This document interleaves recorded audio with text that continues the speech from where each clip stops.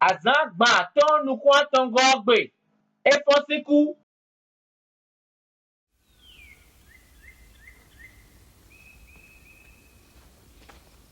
Akunu zangbe ton a été ronu on. Nyonu le wa yodo okon. O ken sa wu wanda gbe ye ko bada lo die.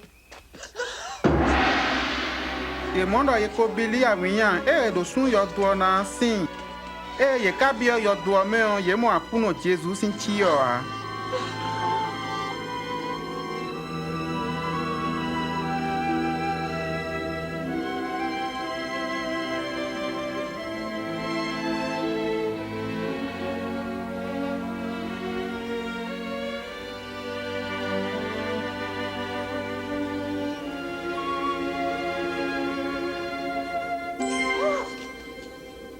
Ete wu mi karo me do be oba we do me kuku le me e so do fia e ko fun esin ku mi flin ko e do nu mi we no do Galilei e do na jo emi nu gba ku to le bo ina ka emi ya cruise ji emi kana fun esin ku azanta tongo gbe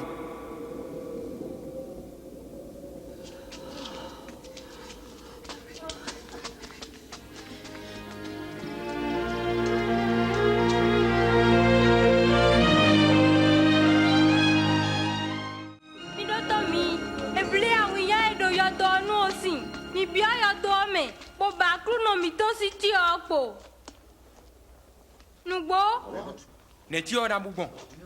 Bon esa gun we waton. Do mi jibuno kon. We si vodon. Ye do mi do. Ete o mi karo me ro gbe ba we. Do me kuku le me we. Nugbo do mi de. Mi di nu e do nu mi we. Mi de o. Mi mo we sagunle. Mi de suno mi pon yo do fo. Akulo mi to so de me ya. Si mo pia di nu e do mi de o.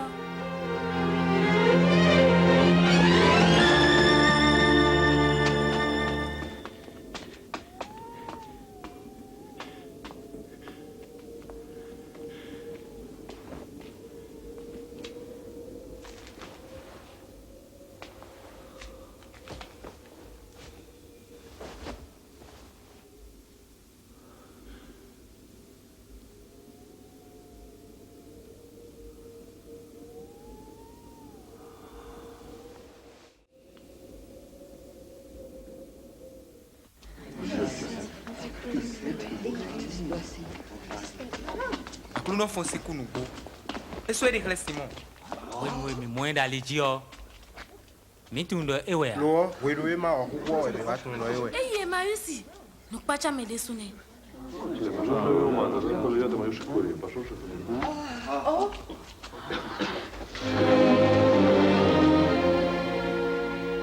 Fifani no pohami.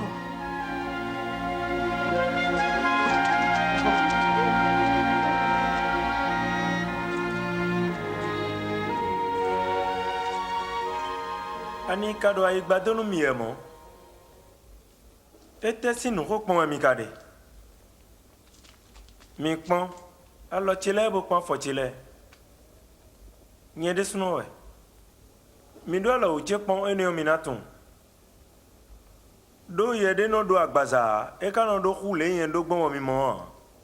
Nu ko don mi wende ko nu nporo po ka mi one. Do nu ko la do chero Moise sisen me do gbe do le si o ma me podo ka o ma me le po bi do na je. E wona do. Messi a odo na jia. Kaka ikube kan fon da santa tongogbe. Bodo inkoto me on e na jira we da gbe onu akota le bi. Besin Jerusalem. Minyi kunde to nu enele ton.